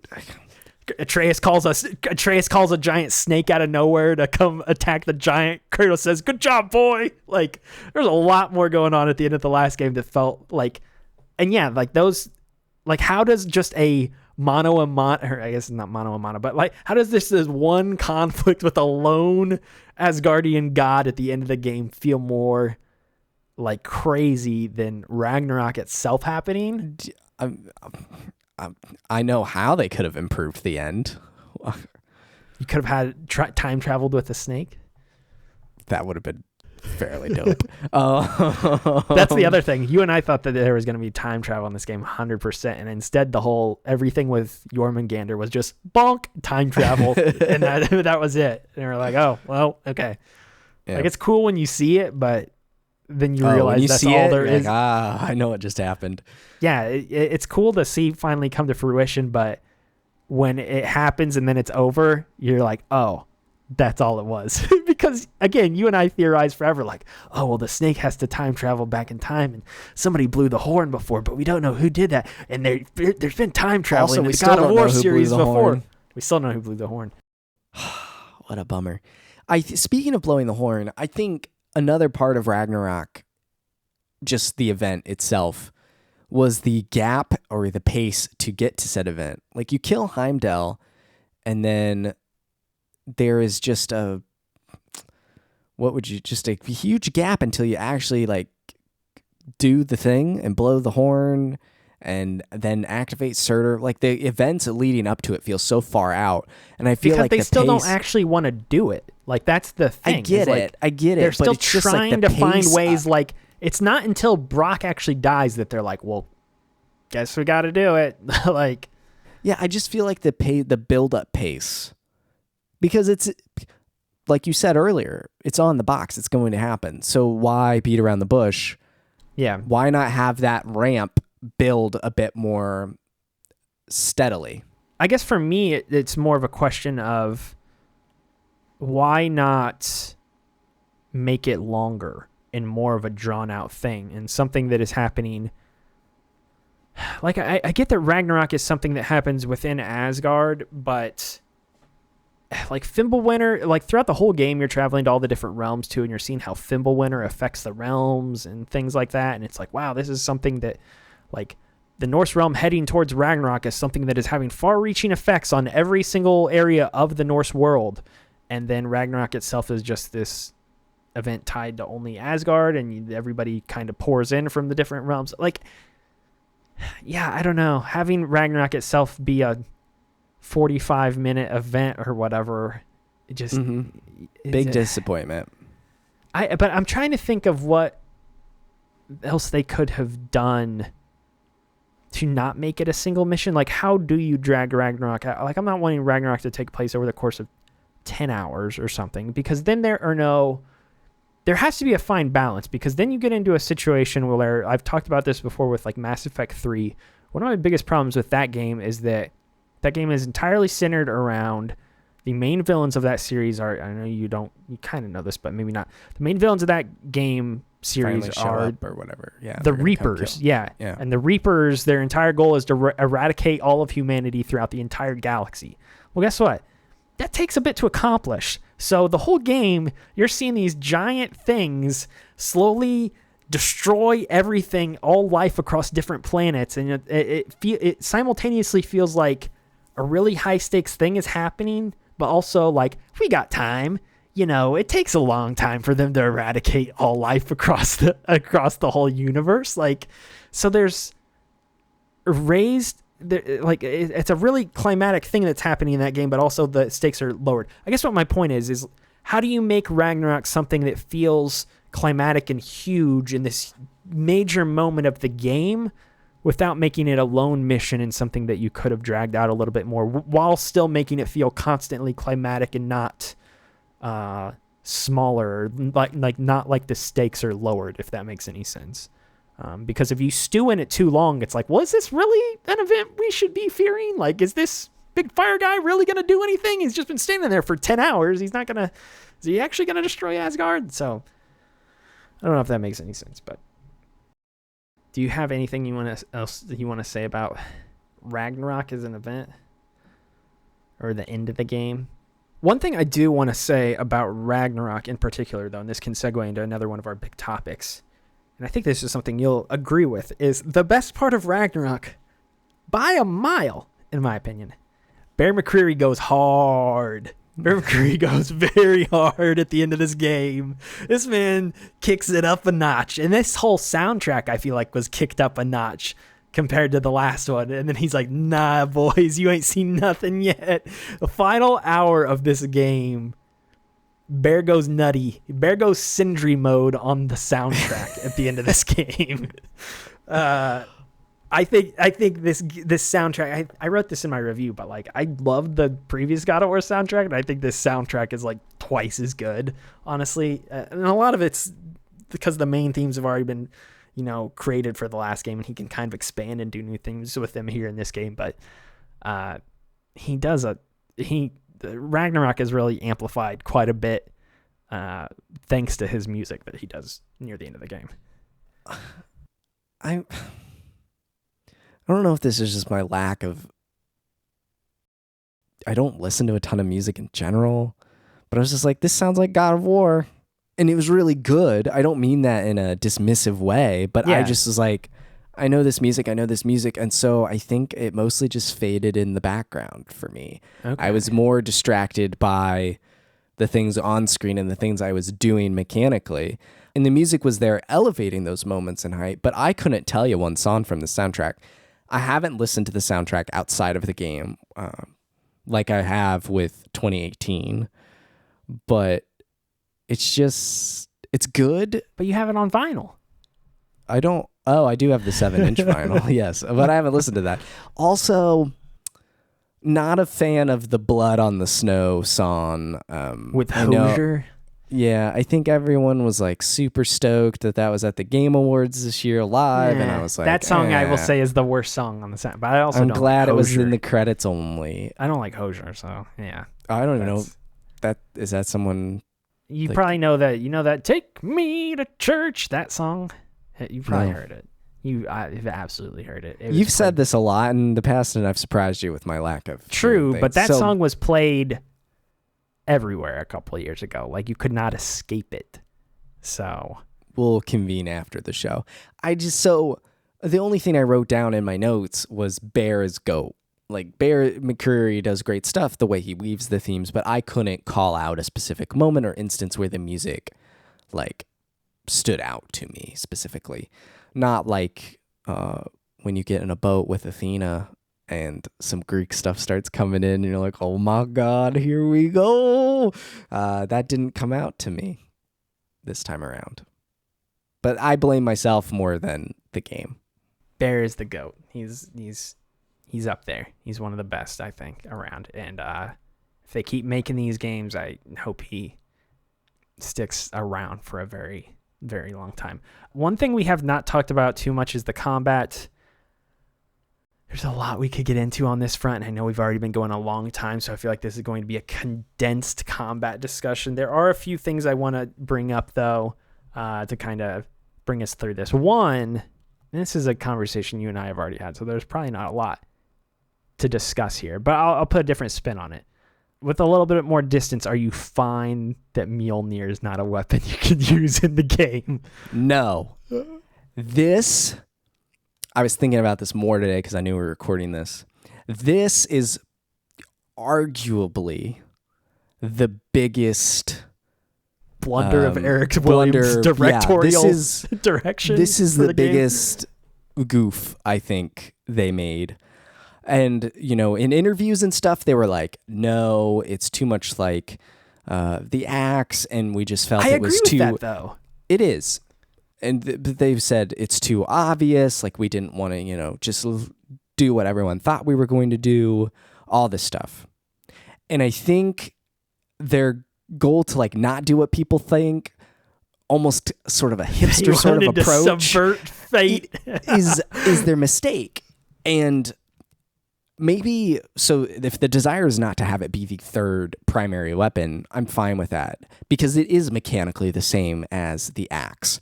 Well, and Eric's narrative purposes for this too, he's like, all of Kratos's weapons are things that were given to him. Like the axe was given to him by his wife. The blades of chaos he got from Ares.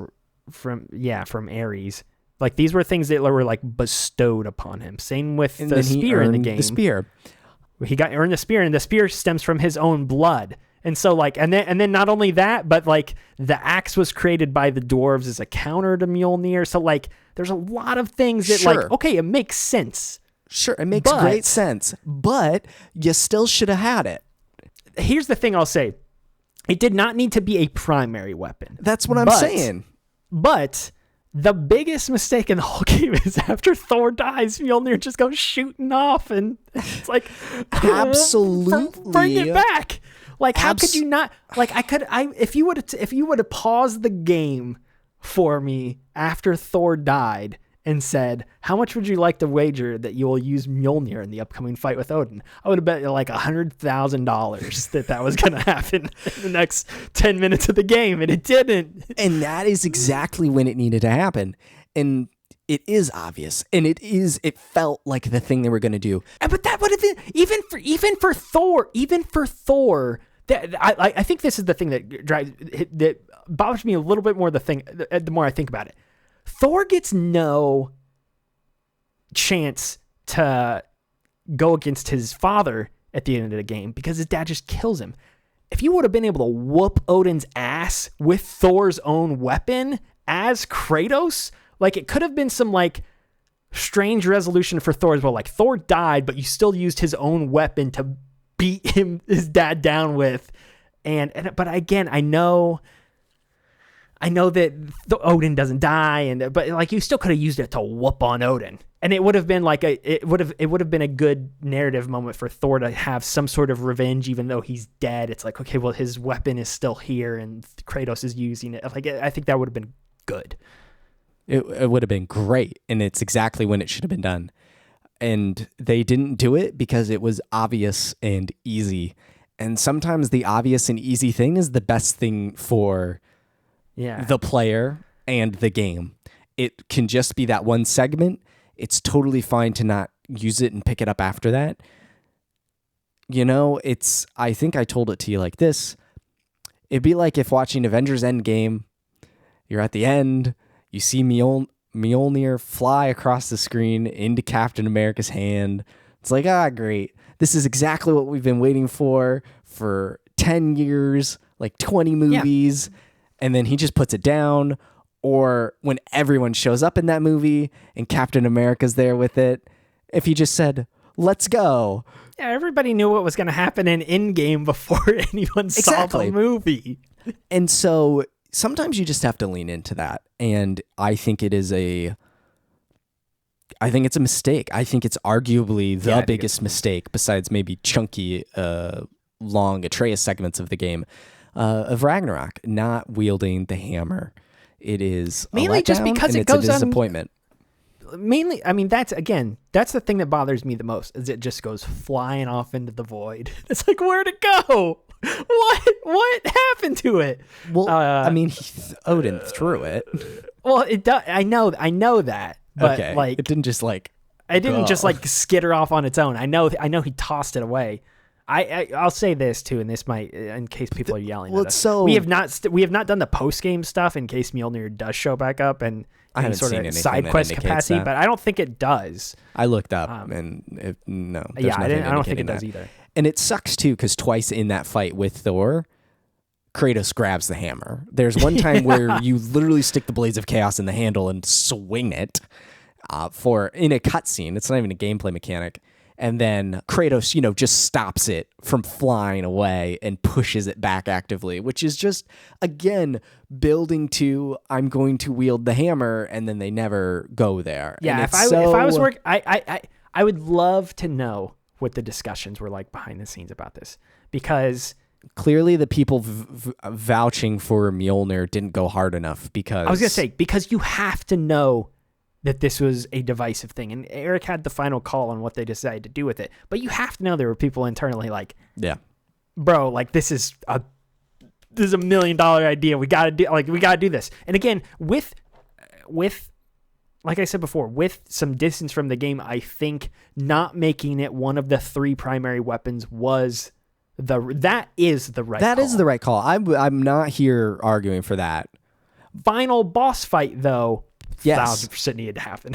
Yeah, 1,000% needed to happen. We just needed to wield it once. That's all you needed to do. Yeah, and instead it's just like this lingering angst that it didn't happen. Like, The great thing about it is it's mechanically like the axe. So in that final you fight, would immediately know how to use it. You didn't need a tutorial at all. You don't need to tutorialize it at all. Yep, that's what's great about it.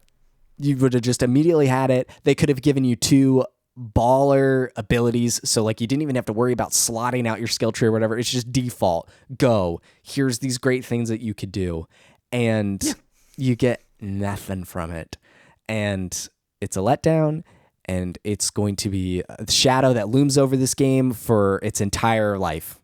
They could have just had it be they could have just had the combos work in the exact same way as the axe to some degree with how he swings it. It's a huge letdown, biggest in the game. All right. Also on the combat front, Draupnir spear. Yes or no? Oh yeah, from the moment you pick it up, it's fantastic. It's so good. I love that it's a callback to the Greek games once again. Ghost of Sparta in particular. I love that they utilize Draupnir in a very interesting manner. You're telling me I just get unlimited spears to chuck at people, and I can always crack another one back into my hand at any given point? Cool. Yeah, that's dope. It's really, really awesome. And it also, the thing I was thinking of as the game went on, I was like, okay, well, they're going to give me another weapon at some point, but I'm like, where does Kratos keep another weapon? He's already got some blades on his back. He's got this axe on his back too. Where would he put another weapon? Like on his hip or something? And he's got a head there. And it's like, nope, they just got to put a ring on this man's finger and he's good to go. So it's very light to travel with. I think it's great. It's a great weapon, and it leads to a great fight with Heimdall.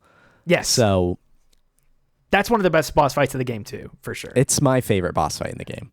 More so than the Thor fight? Yeah, I think the Heimdall fight is fantastic. So I love the spear. I love how it weaves in with the blades and the axe and the combos you can create. And it takes a bit to learn how to switch between all three of them, but like, and that's why I think the Odin fight is pretty good near the end, is because it really does make you rotate between all three of them. And once you start doing that, it's like, okay, this feels good to be swapping a lot here. Yeah. It's a great tool. It's a great weapon. I'm excited to do more of the post game and have the full arsenal and weave those all together. But Draupnir Spear is great. I love it. I'm glad they found a weapon that could complement two iconic weapons, and very bold of them to do it right after creating the Leviathan axe, which alone was the replacement for the Blades of Chaos for like half a game and advertised as like the replacement. So it's very bold of them to do the weapon thing again, but it is in line with the God of War series to have multiple weapons for Kratos. And so I'm glad that they went that route and designed a sweet, sweet spear. Contextually, like for the character of Kratos and like for the story itself too, like it made, like when you think about the weapons he uses in the game, okay, he knows how to use the axe because he's been using the axe for a long time. By the time, maybe not a long time, but he's familiar with the axe by the time first God of War begins. So it's like, okay, we don't need to explain how he knows this weapon and is used to it. Same with the blades. He's used them for longer than he would like. And then with the spear, when he gets this, there's no learning curve. It's the first weapon a Spartan learns. It's the first weapon a Spartan learns. So it's like contextually, all this stuff makes sense. And it's not like the older games where it's a little goofy. Like, now I have giant Hercules gauntlets that I'll punch people with. It's like, what? And that's great. And I love that. But it is silly.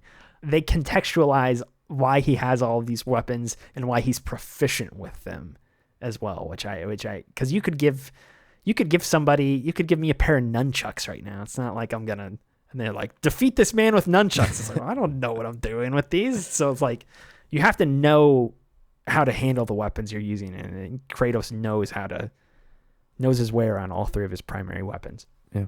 I don't know if there's anything else you want to say about the game broadly. I mean, we've kind of touched on some of the side quests that we think stand out and are good.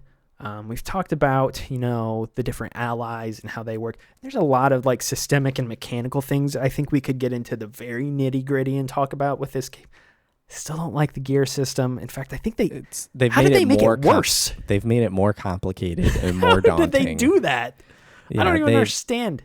It's so overwhelming. There are so many actively menus like and scared to go into the pause menu and deal with it.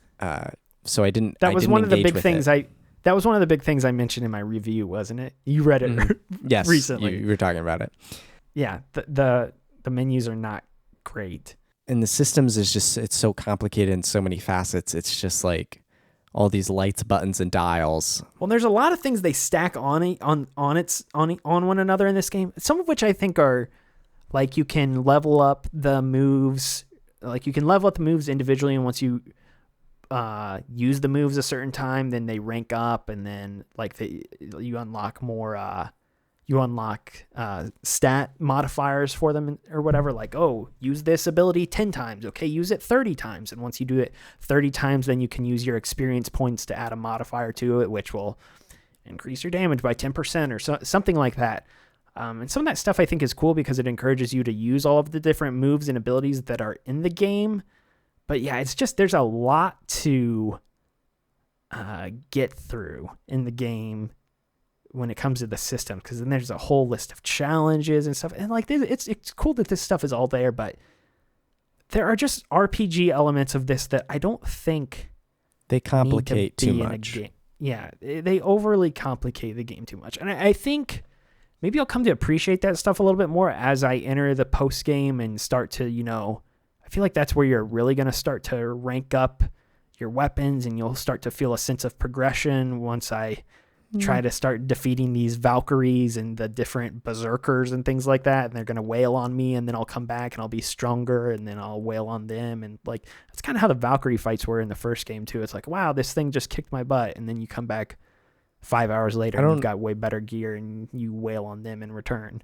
So... No, I feel like it's going to go the same way it did in 2018 in the sense I'm already maxed out weapon-wise. Like, everything's maxed out. So I'm not... Really? Oh yeah, every skill. My skill trees were maxed out before the end of the game. Oh, you mean like with the skill trees? I thought you meant like with the levels for the weapons themselves. No, like just the skill trees. Them at the... Yeah, Gotcha. and Yeah, I mean I've already they're done close that. maxed out weapon wise, but I'm just gonna Google best armor in God of War Ragnarok and go get it, and then because it's so daunting and overwhelming that I don't want to filter through it. I actively avoided it for most of the game, and so I'm just going to look up the best option, go do whatever those tasks are, which I'm sure are difficult, and then again not have to deal with it because I actively don't want to participate in these systems. Yeah. So I'm disappointed that they went in the opposite direction and added more and made it more complicated. Yeah, that's what's weird is that this was a common complaint of the previous game too. And they just doubled down. To see them essentially, double down and make it even more overly complex was weird, to say the least. Anything you want to say about this game's art direction or the character? You've got something. What? I think there are more puzzles in this game, and I appreciate it. There are. Yeah, they add some. I think of like the axe, the things that bounce off the axe, or the axe that you can ricochet. Yeah. There's a bit more old God of War puzzle stuff without feeling too cumbersome. And I appreciate that because I thought puzzles were a missing element from 2018, and they brought a lot of that back, and I enjoy it. And there's a really cool, Zelda kind of moment of when you get the spear and you realize you can throw it in the holes that have been all over the 9 realms. Yeah. It's like, now I can get everything that I couldn't before. So I did enjoy that quite a bit. Visually, like you were talking about, it's God of War 2018 just... Yeah, PS5-wise, they didn't feel like it really pushed the hardware visually. No, because it was always a PS4 game, and they just beefed it up. So I'm excited to see what they can do natively on PS5, only on PS5. We seem to... sort of, kind of, maybe finally leaving the cross-gen part of at least first-party PlayStation games. Spider-Man 2's PS5 only, and that's out next fall. But we're still getting so many new games that are announced that are cross-gen, and like Game Awards last week, and I was still seeing so much PS4 and Xbox One stuff on games coming out next year. I was like, oh, this sucks, man. Like, I get it because sales, but... It's a bummer. So, looking forward to the future of Sony PlayStation Studios PS5 only games. The last thing I wanted to say as far as gameplay goes, and then we'll wrap up. I know we've gone very long here, but I feel like this was expected that we would do this to some degree, which is why we probably kept pushing this back a little bit. I think the one other thing about the game that is different would be the open areas with the doggies that you can run around with, or the sand doggies if you're in other areas. How'd you feel about those? Did you have any strong feelings about running around and stopping at little areas and going off and doing quick tasks and then coming? I mean, it's similar to the boat in some senses, but it is different at the same time. It's more cumbersome than the boat because you have to get off of the dog sled to interact with the treasure or the thing. Yeah. I think some of the spaces are a bit big for big's sake and not necessarily easy to navigate. Actually, that open area in Vanaheim that I was telling you about, that doesn't have dogs. That's a lot of walking, but it's disjointed and it's not easy to... It is actually frustratingly difficult to get to some areas, and the map is essentially useless because you can't zoom in on the map at all in any real useful manner.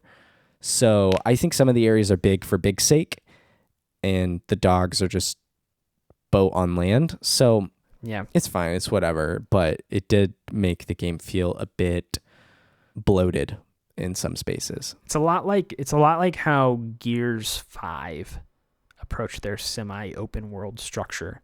And I know you haven't played that game, but it reminded me a lot of Gears 5. Good video game. You should play it. My quote is on the box. Thank you. So we got to do Legacy. But do you want to do Legacy first? Like I said, I do want to talk about the future of the series and just some broad... I think that's part of Legacy. Is what's next? Yeah, I think that's part of it. Yeah, well, I mean, this game's legacy now is that Norse stuff is over. But is it? There's more to it than that, per usual. But yeah, it's... The legacy of the game, I think, is quite a few things. It's Eric Williams' directorial debut, continuing the trend of a new director every game. Even though After Eric having worked on every single God of War game in the series. Yeah. There are some unique stories that we didn't really touch on surrounding the development of this game.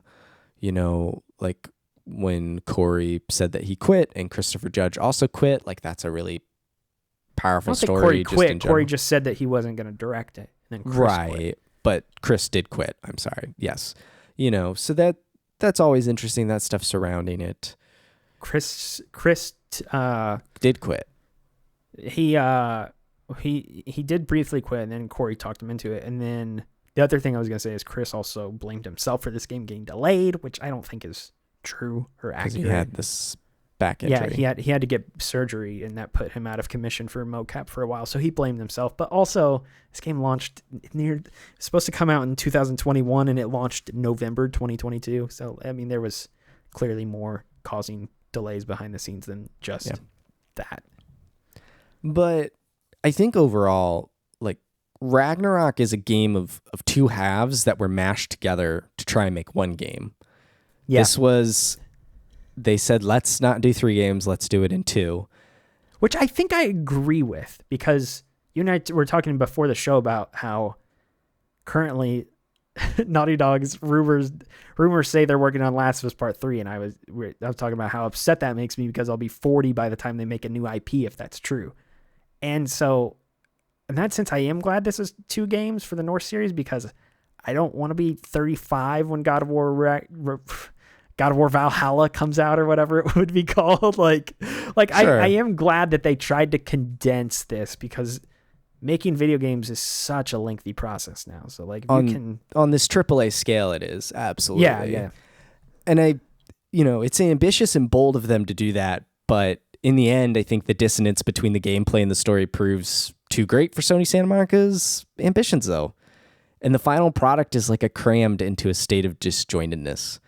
And ultimately, the gameplay and narrative just don't align until after you beat the main story. And that, I think that fractal presentation takes me out of it into a kind of a letdown state. Let me ask you this.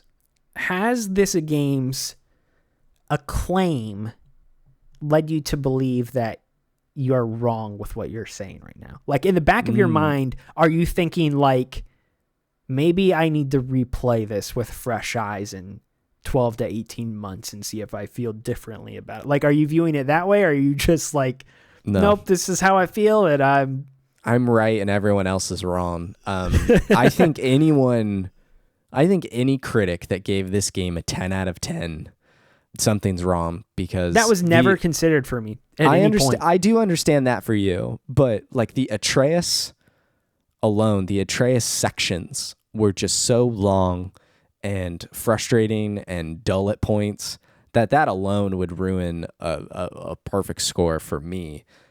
Not that I believe in scores to begin with. I think giving a number to a game is not necessarily helpful. And then just the other nitpicks and complaints, like this game is, they tried so hard, but there are pieces of this that are broken and don't line up. And it's a fault. I think 2018 is the better game out of the 2. It's tighter. Everything you do goes into the direction of father and son and that arc for Kratos, and it works out better. They tried. It's really bold of them, but they didn't stick the landing. So I'm right and everyone else is wrong.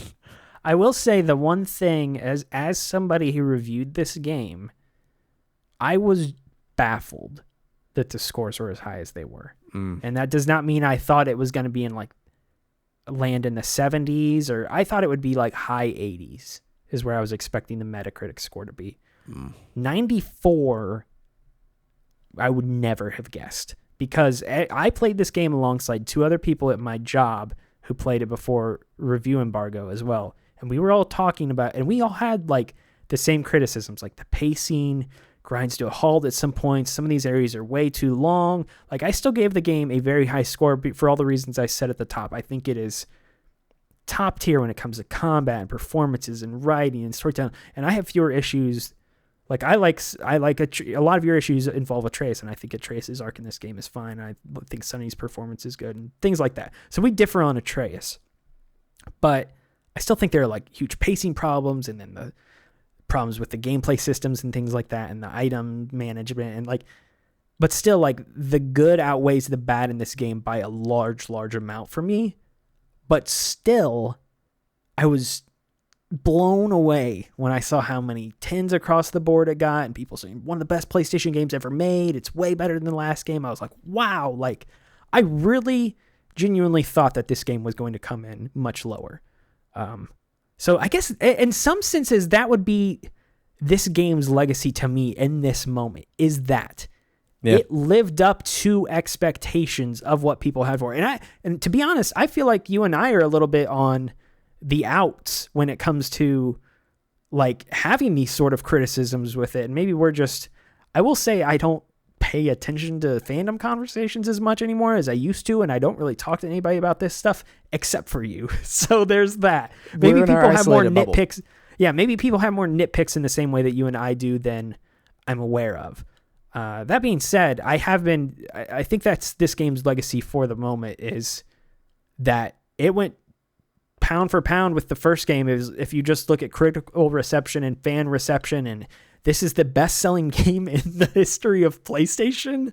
Yes. Like, this game did not disappoint on any level for... Best launch sales. Yeah, best launch... I mean... Well, so, I didn't want everyone to think it's already surpassed God of War 2018 no. 20 million best, I mean, best launch sales ever in the history of PlayStation. I'm sure it will go on to be the best-selling PlayStation game ever. I have no doubt about that. Yeah. So, that's this game's especially legacy. When it comes to PC next year. Yeah. And when it becomes a TV show, and then people go back and buy, oh, well, what's this? Let me buy this. Mm-hmm. So, yeah, that is this game's legacy for now to me, is that it somehow lived up to the hype that people had for it in a very general sense, I think. And that's impressive. And I do think would you say anything bad about... Do you still think Santa Monica Studios is one of the best studios in the world after this game? I mean, they sure know how to make a game. It just comes down to... A lot of your biggest issues sound like they just involve story. Like, if you just separate the story... If you take the story away from the game, this makes a great TV show. This makes a great movie. This makes a great book. But when it comes to being a video game, and the idea of putting you in the shoes of these characters and telling the story through gameplay, which is absolutely what they were doing in 2018, this falters and it misses the step. And so I think as a game, as a narrative video game, it fumbles.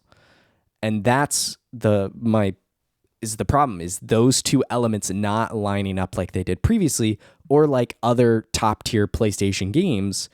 And me specifically, like The Last of Us and The Last of Us Part 2 are definitely prime examples of that. And I know I have a Naughty Dog bias. Like, that's not really where this is necessarily coming from, but it's just more 2018 was so good about everything feeding back into this one relationship and this plot leading a certain place. And this game is just too much, and the gameplay doesn't line up with the narrative at all. So what's next? Atreus goes to college.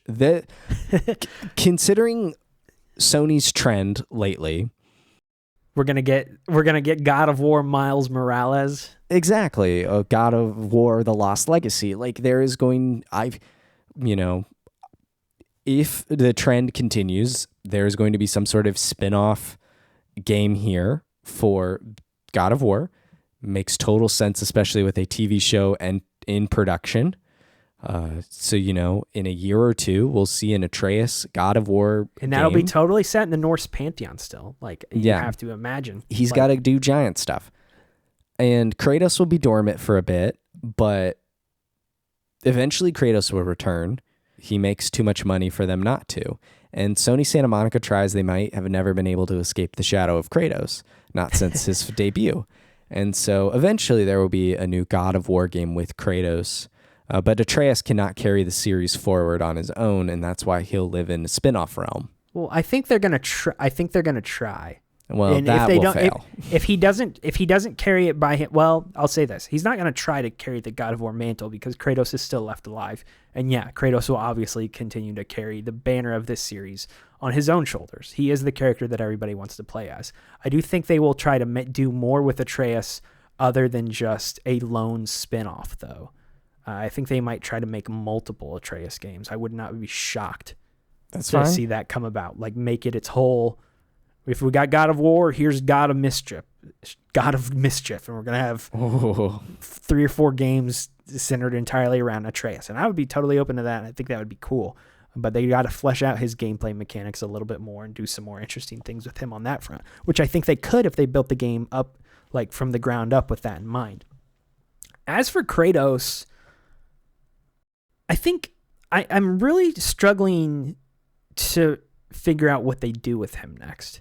Because the common idea has, everybody's been like, oh, well, now he goes to Egypt and he fights Ra and stuff like this. It's like, well, did you play this game? He does not want to fight people anymore. His goal as a person is not, I'm going to travel the world and take on every pantheon until they're all razed to the ground and only I remain. That is not him. He does not want to do this stuff anymore. He's not going to get embroiled with this stuff anymore.